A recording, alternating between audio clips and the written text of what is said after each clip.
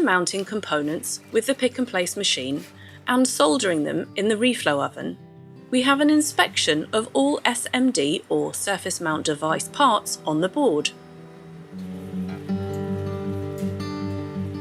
We assemble mostly prototypes. That means 1 to 5 units only, as well as small batches of PCBs.